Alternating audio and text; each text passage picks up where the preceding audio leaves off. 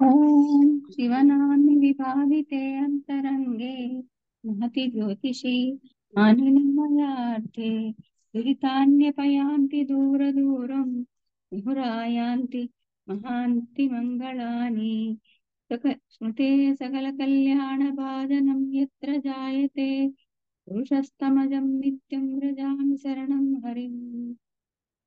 हरिः ओम्। शन्नो मित्रः शं वरुणः शन्नो भवत्पर्यमां शन्न इन्द्रो बृहस्पतिः शन्नो विष्णुरुक्रमः। नमो ब्रह्मणे नमस्ते वायो त्वमेव प्रत्यक्षं ब्रह्मासि त्वमेव प्रत्यक्षं ब्रह्म वदिष्यामि ऋतं वदिष्यामि सत्यं वदिष्यामि तन्मावतु तद्भक्तारमवतु अवतु माम् अवतु वक्तारम्। ॐ शान्ति शान्ति शान्तिः। सहना भवतु सहनौ भुनक्तु सह वीर्यं करवावहै तेजस्विनावधीतमस्तु मा विद्विषावहै। ॐ शान्ति शान्ति शान्तिः।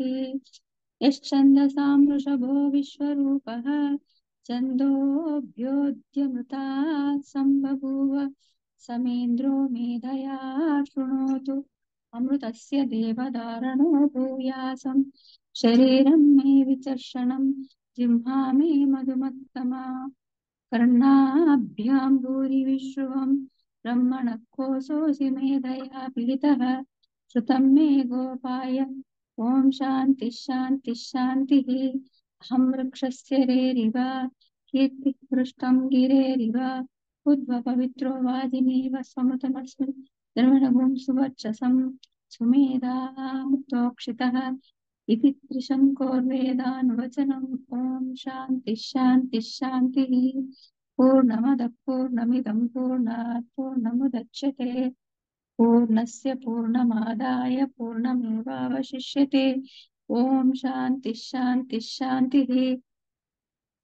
आप्यायन्तु ममाङ्गानि वाक्पाणि चक्षुषु श्रोत्रमधो बलमिन्द्रियाणि च सर्वाणि सर्वो ब्रह्मोपनिषदं मां ब्रह्म निराकुर्यां मा ब्रह्म निर्मा करोद निराकरणमस्तु निराकरणमे अस्तु तदात्मनि निरतेय उपनिषत्सु धर्मास्ते मयि सन्तु ते मयि सन्तु। ॐ शान्ति शान्ति शान्तिः। आम्ने मनसि प्रतिष्ठिता मनो मे वाचि प्रतिष्ठितम् आविराविर्मये एरस्यमाणिस्तः श्रुतं मे मा प्रहोसीः अनेनाधीतेनाहोरात्रान् सन्ददामि श्रुतं वदिष्यामि सत्यं वदिष्यामि तन्मावतु वक्तारमवतु अवतु माम् अवतु वक्तारम्। ॐ शान्ति शान्ति शान्तिः। ॐ भद्रन्नो अभिवादय मनः। ॐ शान्ति शान्ति शान्तिः। ॐ भद्रं कर्णेभिः शृणुयाम देवाः भद्रं पश्येमाक्षभिर्यजत्राः स्थिरैरङ्गैः स्तुष्ट्वागं सन्तनुभिः विषेमदेवहितं यदायुः स्वस्ति न इन्द्रो वृद्धश्रवाः स्वस्ति नः पूषा विश्ववेदाः स्वस्ति नस्तार्क्ष्यो अरिष्टनेमिः स्वस्ति नो बृहस्पतिर्ददातु। ॐ शान्ति शान्ति शान्तिः। नमो ब्रह्मादिभ्यो ॐ नमो ब्रह्मादिभ्यो ब्रह्मविद्या सम्प्रदायकर्तृभ्यो वंश ऋषिभ्यो नमो गुरुभ्यः। सर्वोपप्लवरहितः ब्रह्माण्डप्रत्यगर्भो ब्रह्मैवाहमस्मि अदिः भो भगवः। सदाशिवसमारम्भां शङ्कराचार्यमध्यमाम् अस्मदाचार्यपर्यन्तां वन्दे गुरुपरम्पराम्। नारायणं पद्मभूं वसिष्ठं शक्तिं च तत्पुत्रपराशरं च व्यासं शिखं गौडपदं महान्तं गोविन्दमथास्य शिष्यं श्रीशङ्कराचार्यमथास्य पद्मपादं च हस्तामलकं च शिष्यं तं त्रोटकं वार्तिककारमन्यान् सद्गुरुं सन्ततमानतोऽस्मि। स्मृतिस्मृतिपुराणानाम् आलयं करुणालयं नमामि भगवत्पादशङ्करं लोकशङ्करम्। यदविद्याविलासेन भूतभौतिकसृष्टयः तं नौमि परमात्मानं सच्चिदानन्दविग्रहं शङ्करं शङ्कराचार्यं केशवं बादरायणं सूत्रभाष्यकृतौ वन्दे भगवन्तौ पुनः पुनः श्रीदक्षिणामूर्तिस्तोत्रम् मौनव्याख्या प्रकटितपरब्रह्मतत्त्वं युवानं वसिष्ठान्तेव सदृशिगणैः प्रावृतं ब्रह्मनिष्ठैः आचार्येन्द्रं करकलितमुद्रमानन्दमूर्तिं स्वात्मा रामं वरितवदनं दक्षिणामूर्तिमीडे विश्वं दर्पणदृश्यमाननगरी तुल्यं निजान्तर्गतम् पश्यन्नात्मनि मायया बहिर्यो भूतं यदा निद्रया यत्साक्षात् कुरुते प्रबोधसमये स्वात्मानमेवाद्वयम् तस्मै श्रीगुरुमूर्तये नमः इदं श्रीदक्षिणामूर्तये बीजस्यान्त दिवाङ्करो जगदिदं प्राग्निर्विकल्पं पुनः माया कल्पितदेशकालकलना वैचित्रचित्रीकृतम् मायावीव विजृम्भयत्यपि महायोगी वयस्वेच्छया तस्मै श्रीगुरुमूर्तये नमः इदं श्रीदक्षिणामूर्तये यस्यैव स्फुरणं सदात्मकमसत्कल्पार्थगं भासते साक्षात्त्वमसीति वेदवचसा यो बोधयत्याश्रितान् यत्साक्षात् कर्णाद्भवेन्न पुनरावृत्तिर्भवाम्भोनिधौ तस्मै श्रीगुरुमूर्तये नमः इदं श्रीदक्षिणामूर्तये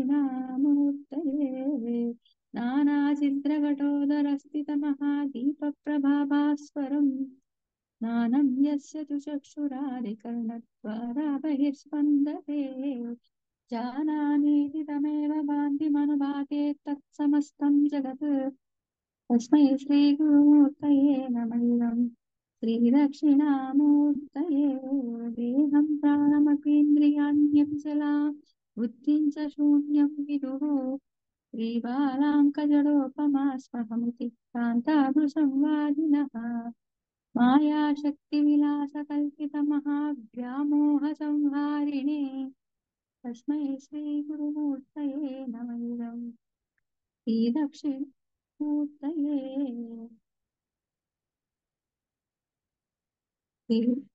राहुग्रस्तदिवाकरेन्द्रसदृशो मायासमश्चादना तन्मात्रः कर्णोपसंहरणतो योगो सुषुप्तुः पुमान् रागस्वास्वमिति प्रबोधसमये यत्प्रत्यभिज्ञायते तस्मै श्रीगुरुमूर्तये नमः इदं श्रीदक्षिणामूर्तये बाल्यादिष्वपि जाग्रदादिषु तथा सर्वास्वस्थास्वपि प्रवृत्तास्वनुवर्तमानमहं स्फुरन्तं सदा स्वात्मानं प्रकटीकरोति भजतां यो भद्रया मुद्रया तस्मै श्रीगुरुमूर्तये नमः इदं श्रीदक्षिणामूर्तये विश्वं पश्यति कार्यकारणतया स्वस्वामि सम्बन्धतः शिष्याचार्यतया तदैव पृथुपुत्राध्यात्मना भेदतः स्वप्ने जागृति वा एष पुरुषो माया परिभ्रामितः तस्मै श्रीगुरुमूर्तये नमः इदं श्रीदक्षिणामूर्तये भूरम्भास्य निलोनलोम्बरमहन्नादो हिमांशुः पुमान् विद्यावादिचराचरात्मकमिदं यस्यैव मूर्त्यष्टकम् नान्यत् किञ्चन विद्यते विभूषतां यस्मात् परस्मात् विभो तस्मै श्रीगुरुमूर्तये नमः इदं श्रीदक्षिणामूर्तये सर्वात्मात्ममिति स्फुटीकृतमिदं यस्मादमुष्मिं स्तवे येनाश्रवणात् तदर्थमननात् ध्यानात् च सङ्कीर्तनात् सर्वात्मा स्वमहाविभूतिसहितं स्यादीश्वरत्वं ततः सिद्ध्येतत् पुनरष्टदा परिणितम् ऐश्वर्यमव्याहतम् वटविटपि समीपे भूमिभागे निषन्नं सकलं निजनानां ज्ञानदातारमारात् त्रिभुवनगुरुमीशं दक्षिणामूर्तिदैवं जननमरणदुःखच्छेददक्षं नमामि। चित्रं वटतरोर्मूले वृद्धा शिष्या गुरोर्युवा गुरोस्तु मौनं व्याख्यानं शिष्यास्तु छिन्नसंशयाः अङ्गुष्ठतर्जनीयोगमुद्रा व्याजेन देहिनां श्रुत्यर्थं ब्रह्मजीवैक्यं दर्शयन्नोऽवताच्छिवः समं सर्वेषु भूतेषु तिष्ठन्तं परमेश्वरम् समं सर्वेषु भूतेषु तिष्ठन्तं परमेश्वरम् अन्नादं परमात्मानं प्रणतोऽस्मि सदाशिवम् प्रणतोऽस्मि सदाशिवम् करेक्ट సదాశివోం.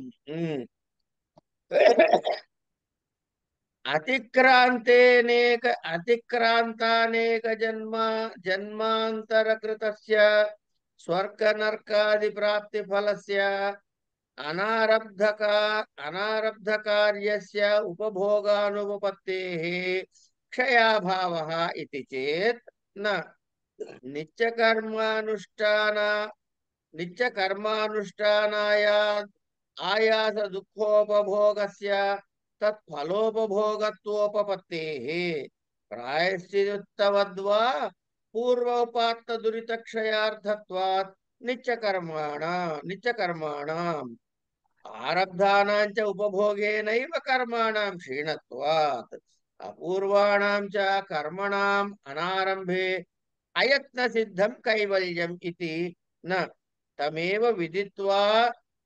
విదిత్వా అతిమృత్యుమేతి నాన్యః పంథా విద్యతే అయనాయ ఇతి విద్యాయాః అన్యః పంథాః మోక్షాయ న విద్యతే ఇతి శృతేః చర్మవత్ ఆకాశవేష్టనా సంభవాత్ అవిదుషః మోక్షాసంభవ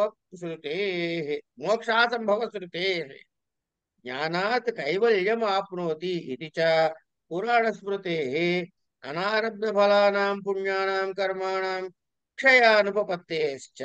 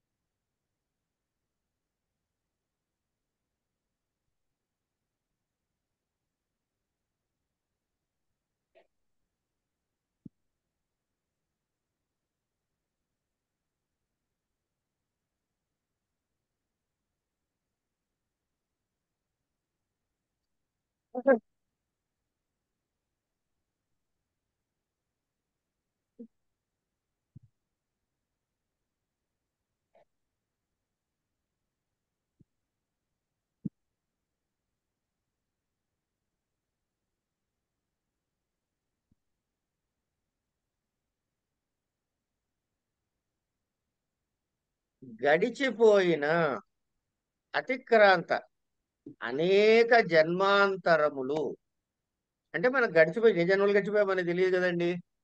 ఈ గడిచిపోయిన అనేక జన్మాంతరములు వీటిలో ఏంటవుతుంది, స్వర్గ నరక ప్రాప్తి ఫలముగా ఉంటాయి. ఎందుకు, ఈ జన్మల్లో మనం ఏవో పుణ్యాలో పాపాలో చేసాం. పుణ్యం చేసావా స్వర్గ ప్రాప్తి, పాపం చేసావా నరక ప్రాప్తి కలుగుతాయి. అయితే ఇవన్నీ ఇంకా కొన్ని అనుభవించి ఉండవు, అంటే అనారబ్ధ కార్యములు అంటాం. ఎందుకు అంటే మనం ఉన్న సంచిలో వేసుకున్న సంచితం అంతా కూడా ఒకే జన్మలో అనుభవించట్లే, కొంత కొంత అనుభవిస్తూ వాటిని తరుగుతూ పోతోంది. అంటే ఇంకా పాపపుణ్యాలు చేసేసి దాని ఫలితాలను అపూర్వముగా అంటే అనుభవించటానికి ఉన్నటువంటిది సంచితముగా తయారు చేసుకుని అనుభవించకుండా ఉండిపోయినటువంటి అనారబ్ధ కార్యములు సంచితములు అయిన ఈ కర్మలు ఒకే జన్మలో అనుభవించడం కుదరదు. ఈ కర్మలన్నీ కూడా ఉమ్, ఒకే జన్మములో అనుభవించడం అనేది కుదరని పని. కనుక ఏం చేయాలి? ఈ సంచితంలో ఉన్నవన్నీ, ఆ కర్మలన్నీ నాశనం కావటం కుదరదు అని అంటావా? అట్లా కుదరదయ్యా. ఎందుకంటే నిత్య కర్మల అనుష్ఠానము ఎవరైతే చేస్తున్నారో, నిత్య కర్మల అనుష్ఠానము చేత నీకేమైనా ఫలితం వస్తుందా? నిత్య కర్మల అనుష్ఠానం వల్ల ఉమ్, ఫలితం ఏం లేదు, కానీ చేయకపోతే ప్రత్యవాయం వస్తుంది. ఉమ్, కనుక నిత్య కర్మల అనుష్ఠానం చేత ఏవైతే సంభవిస్తున్నాయో, దుఃఖము, ఆయాసం ఇవన్నీ ఉన్నాయో, ఇవి కూడా సంచిత కర్మల ఫలోపభోగాలు అవుతున్నట్టుగా మనం చేసుకోవచ్చు. అంచేత ఈ కర్మల యొక్క క్షయం కిందగా అనుకోవడంలో తప్పులేదు, అది కూడా సంభవమే. ఈ నిత్య కర్మలు ప్రాయశ్చిత్త కర్మల్లాగా గత జన్మలలో చేసినటువంటి పాపములు పోవుటకు మనం సంకల్పంలో చెప్తాం కదండి, మమ ఉపాత్త దురితక్షయ ద్వారా శ్రీ పరమేశ్వర ఉద్దేశ్య. ఇదే పూర్వజన్మలలో ఉపాత్తమైనటువంటి దురితములను క్షయము చేసుకొనుట కొరకు అనే కదా మనం సంకల్పం మొదలెడుతున్నాం. ఉమ్, కనుక పూర్వజన్మోత్తర కృత అయితే ఉపాత్త దురిత క్షయములు అవుతున్నాయి కాబట్టి ఉమ్, సంచిత కర్మలకు క్షయం కుదురుతుంది. ఉమ్, ఆరంభించిన కర్మలు, ఆరబ్ధ కర్మలు అంటే ప్రారంధము అనమాట, అంటే ఈ జన్మలో అనుభవించడానికి తెచ్చుకున్న కర్మలు, అది అనుభవిస్తేనే నశిస్తాయి, అనుభవించకపోతే నశించవు. కనుక ఇప్పుడు ఉమ్, అనారంభ కర్మలు, ఉమ్, అనారంభ కర్మలు ఆరంభించలేదు అనుకో, మనం కాసేపు కైవల్యం అప్రయత్నంగా సిద్ధిస్తుందిగా అని ఒక పూర్వపక్షం చేస్తున్నాడు, అని ఒక ఉమ్, ప్రశ్న వేస్తున్నాడు అనమాట. అని చెప్పి ఏం చెబుతున్నాడు? తమేవ ఏనం విదిత్వా అతి మృత్యుమేతి నాణ్యపంథ విద్యతే అయనాయ. ఇట్లాంటి ఇది మోక్షం కొరకు విద్య కంటే ఇతర మార్గం ఏదీ లేదు అని శృతి చెబుతోందిగా. విద్య అంటే జ్ఞానము. కనుక ఇక్కడ ఓ మాట చెబుతున్నారండి, ఏంటంటే ఇప్పుడు ఆకాశం ఉంది కదా, ఈ ఉమ్, ఆకాశాన్ని ఎవరైనా సరే ఈ ఆకాశాన్ని చర్మం అంటే చాప అనుకోండి, కాసేపు చుట్టేసినట్టు చుట్టగలిగితే వాడికి జ్ఞానంతో సంబంధం లేకుండా మోక్షం సంసిద్ధిస్తుంది. అంటే ఏంటన్నమాట? అది కుదరదు, ఇది కుదరదు. అంటే చర్మములాగా ఆకాశాన్ని చుట్టటము, ఆకాశ వేష్టనము సంభవించినట్లుగానే అవిద్వాంసుడికి అంటే జ్ఞానము కలగని వాడికి మోక్షము సంభవించదు. కనుక జ్ఞానాత్ కైవల్యం ఆప్నోతి, జ్ఞానం వల్లనే కైవల్యము పొందుతాడు అని పురాణ వాక్యాలు కూడా, స్మృతి వాక్యాలు కూడా మనకు వినపడుతున్నాయి. కాబట్టి ప్రారంభించబడని అనారబ్ధ ఫలములు అంటాం, అంటే సంచితము ఉన్నటువంటి పుణ్యకర్మలకు క్షయము కుదరదు. కనుక ఉమ్. ఒక్క ప్రశ్న ఇచ్చా గురుగారు. ఒక్కరు పూర్తిగాని అమ్మా. సరే. కనుక ఉమ్, అనారబ్ధ ఫలములు అంటే సంచితములో ఉన్న పుణ్యకర్మలు క్షయము అవుతేనే, అంటే అనారబ్ధమైన అంటే ఉమ్, సంచిత కర్మలు వాటంతట అవి క్షయం కావు. అవి ఎప్పుడవుతాయంటే క్షయము, ఆకాశాన్ని చర్మం చుట్టూ చుట్టగలిగితే అని అంటే అది కుదరదు, ఇది కుదరదు అని చెప్పడం లక్షణం ఉమ్, కానందున ఏ ప్రయత్నము లేకుండా మోక్షము దానంతట అదే సిద్ధిస్తుంది అనేటటువంటి నువ్వు అన్నావే, అది కుదరదయ్యా. ఎంచేతంటే ఇందాకేం చెప్పాడు ఆయన? ఆరబ్ధ కర్మములు అనుభవించకపోయినట్టయితే అది దానంతట అదే నశించిపోయి ఉంటాయి కనుక ఆరంభ కర్మలను ఆరంభించకపోతే ప్రయత్నంగానే కైవల్యం వస్తుంది అని అనుకుంటున్నావేమో, అది కుదరదు అని చెప్పాడు. అంటే విషయం ఏమిటి? జ్ఞానం వస్తేనే మనకి మోక్షము. జ్ఞానము లేకపోతే మోక్షము లేదు. ఇప్పుడు అడగండి. అంటే ఇప్పుడు ఈ సంచిత కర్మల్ని మనం బ్యాలెన్స్ ఇది చేసుకోవడానికి మనం రోజు చేసే వల్ల కొంచెం కొంచెం బ్యాలెన్స్ తగ్గుతుంది. తగ్గుతుంది అన్నట్టుగా నాకు అర్థమైంది. అది కరెక్టేనా? కాదు. భుంక్తేన నశ్యతే పాపం.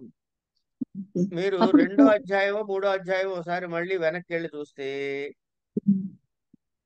ఎన్ని జన్మలు ఎత్తినా సరే ఎన్ని యుగాలు, ఎన్ని జన్మలు, ఎన్ని దాటి ఎంతకాలమైన అనంతమైన కాలంలో అది అనుభవించే వరకు మీతోటే ఉంటుంది అని చెప్పేశాడుగా. కాకపోతే అది ఎప్పుడు దగ్ధం అవుతుందంటే గురువు అనుగ్రహంతో దగ్ధం అవుతుంది. ఇప్పుడు ఇది చేయకపోయినా ఒక 10 రోజులు కానీ, నెల రోజులు కానీ, కారణం ఏదైనా కానివ్వండి, చేయకపోతే వచ్చే ఆ ప్రత్యవాయు ఫలితం మళ్ళీ యాడ్ అయిపోతుంది. అంతే. మన పుట్టడంలో మనకు ఉంటుంది అది. ఉమ్. మన ఆస్తులు అవన్నీ. యథా పూర్వోపాత్తానాం దురితానాం అనారబ్ధ ఫలానాం స్యాత్ సంభవః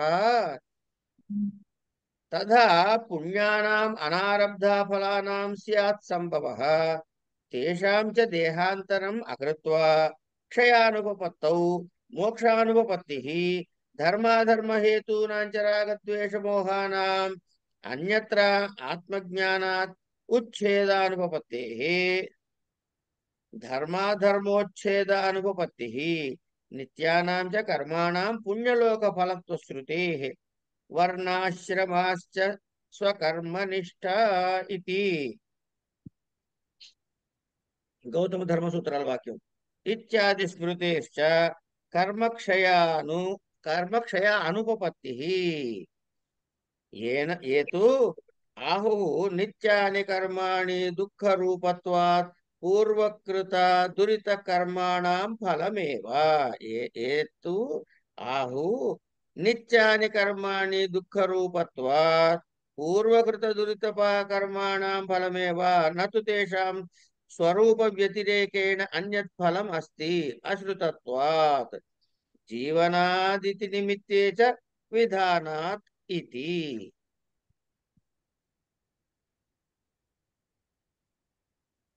అప్పుడు మంచాన పడ్డ వాళ్ళు చేయలేకపోతారు కదండి. అప్పుడు వాళ్ళది ఇంకా యాడ్ అవుతూనే వాళ్ళ ఉంటుందా? సంగతి వాళ్ళు ఆలోచిస్తారులే అమ్మా. అలా కాదండి, ఉన్నారు మా ఫ్యామిలీలో అంతేనండి. మీరు మీ గురించి మీరు ఆలోచించండి.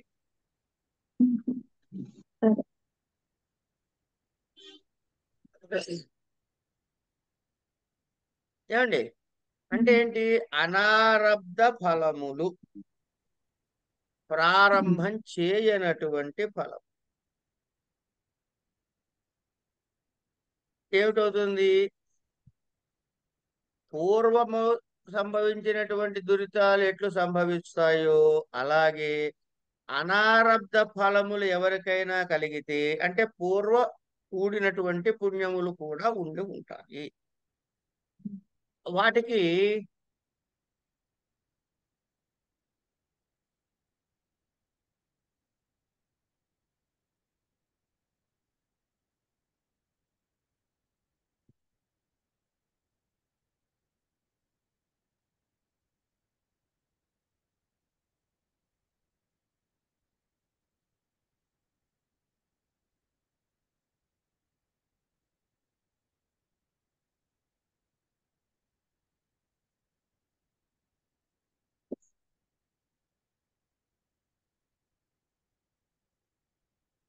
అనారబ్ధ ఫలములు అంటే ప్రారంభించబడనటువంటి ఫలములు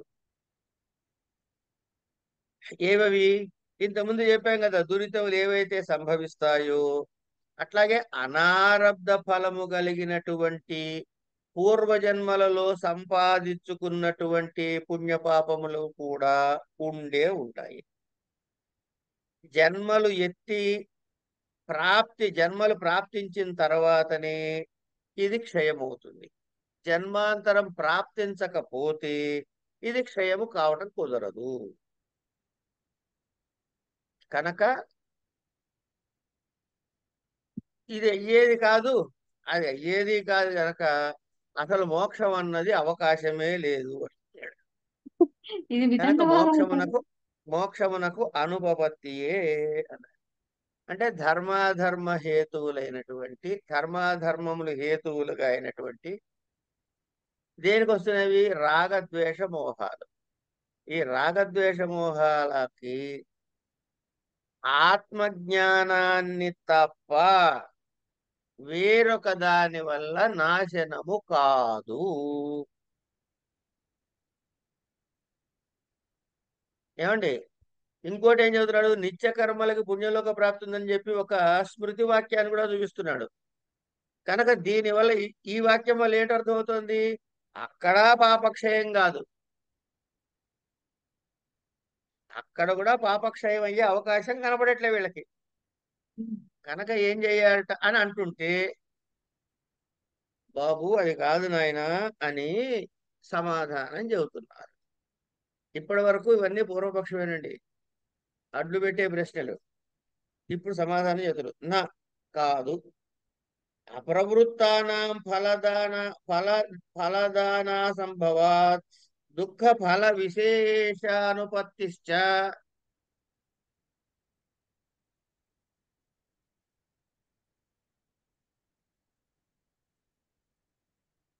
చ యదుక్తం పూర్వజన్మకృత దురితానాం కర్మాణం ఫలం నిత్యకర్మానుష్ఠానాయాస దుఃఖం భుజ్యతే ఇది తత్ అసత్ నహి మరణకాలే ఫలదానాయ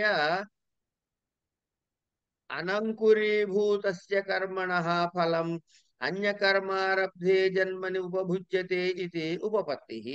అన్యథా స్వర్గఫలోపభోగాయ అగ్నిహోత్రాది కర్మారభ్యే జన్మని నరక కర్మ ఫలోపభోగానుపపత్తిః న స్యాత్. తస్య దురిత దుఃఖ విశేష ఫలత్వానుపత్తేశ్చ అనేకేషు హి దురితేషు సంభవత్సు భిన్న దుఃఖ సాధన ఫలేషు నిత్యకర్మానుష్ఠానాయాస దుఃఖమాత్ర ఫలేషు కల్వసమానేషు ద్వంద్వ రోగాది బాధా నిమిత్తం నహి శక్యతే కల్పయితుం. నిత్యకర్మానుష్ఠానాయ నిత్యకర్మానుష్ఠానాయాస దుఃఖమేవ పూర్వకృత దురిత ఫలం న శిరసా పాషాణ వహన వహనాది దుఃఖం ఇది.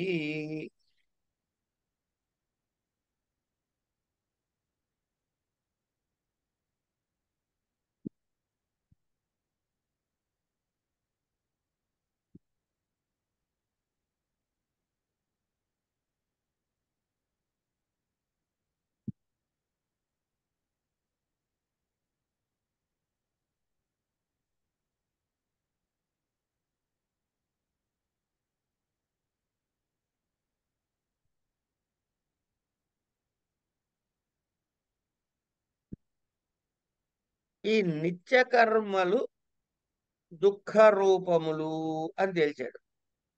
కనుక ఇదేమిట? పూర్వకృత గత జన్మలలో చేసినటువంటి పాప కర్మల ఫలము. ఏమండి? వాటి స్వరూపమునకు వ్యతిరిక్తము కాకుండా వాటి స్వరూపం అంటే పాప దుఃఖ దురితాల యొక్క కర్మఫలం యొక్క స్వరూపమునకు వ్యతిరిక్తము కాకుండా ఫలము ఎవరు ఎక్కడ చెప్పబడలే, అశ్రుతము అగుట వలన వేరే ఫలములు చెప్పబడలేదు. కాబట్టి నిత్యకర్మలు ఏటవుతాయి?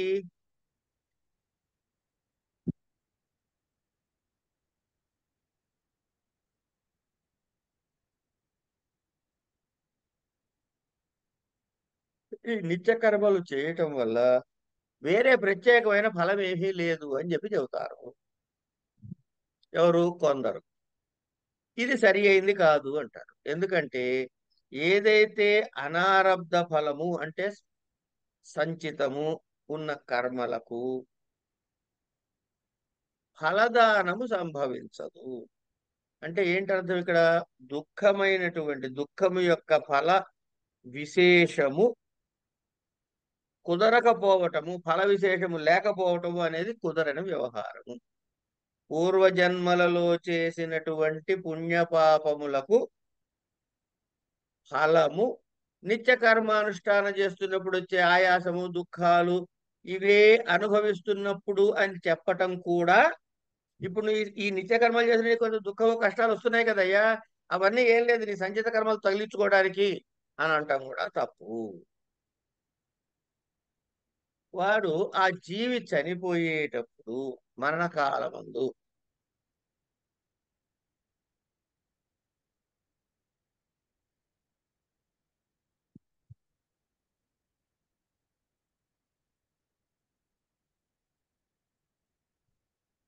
అంచేత ఏ జన్మయందు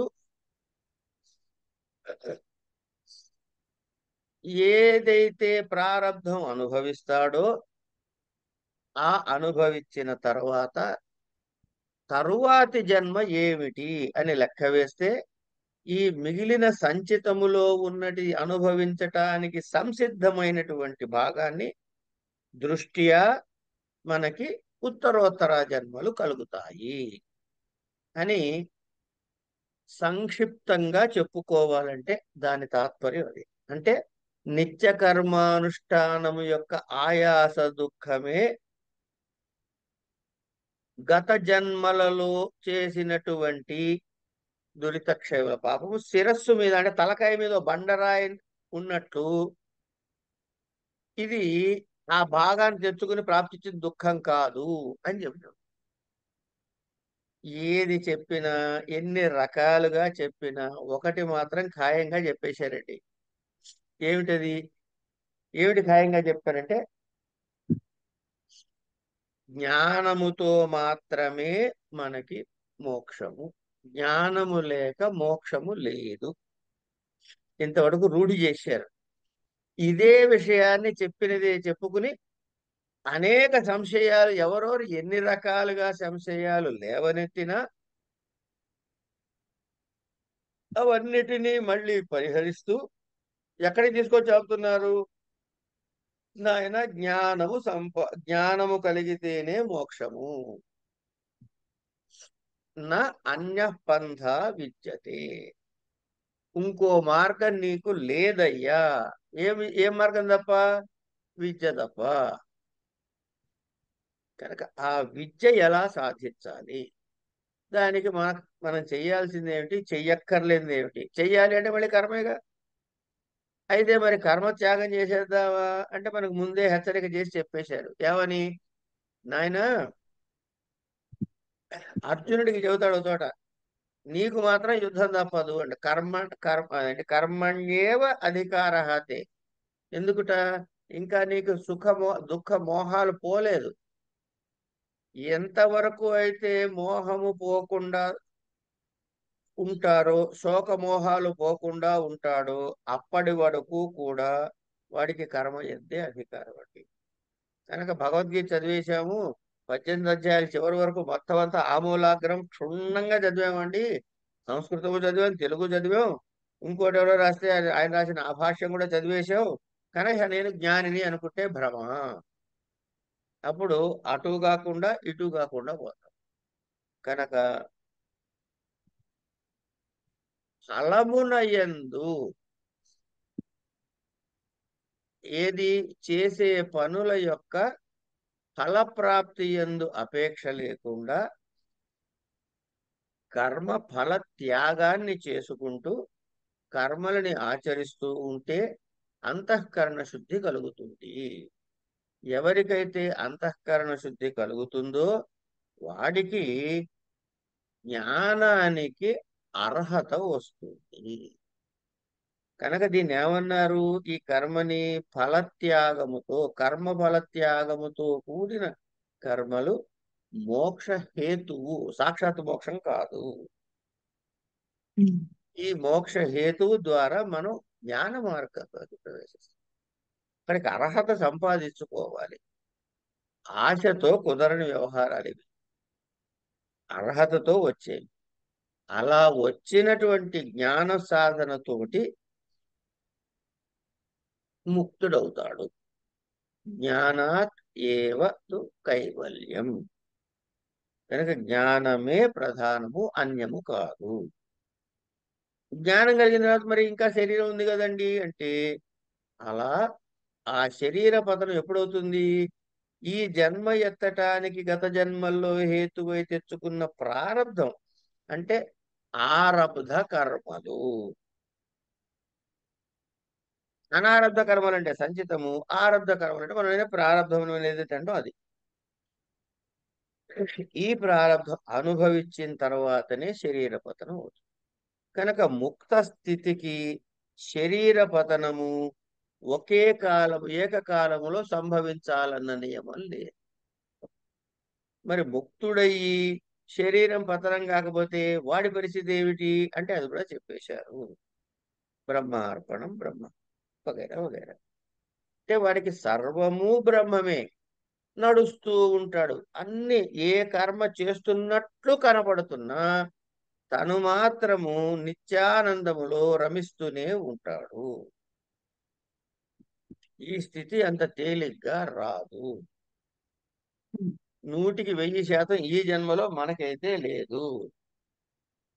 కనుక ఆ స్థితి రావడానికి కావలసిన ఏర్పాట్లు మనం చేసుకోవాలి. కనుక మనము ఏ స్థితిలో ఉన్నాము అనేది నిర్ణయం అయిపోయింది కాబట్టి ఫలత్యాగముతో ప్రస్తుతం చేస్తున్న కర్మలు చేయడం అనేది అలవాటు చేయాలి. ముందు శరీరానికి అలవాటు చేయాలి ఆ విషయం.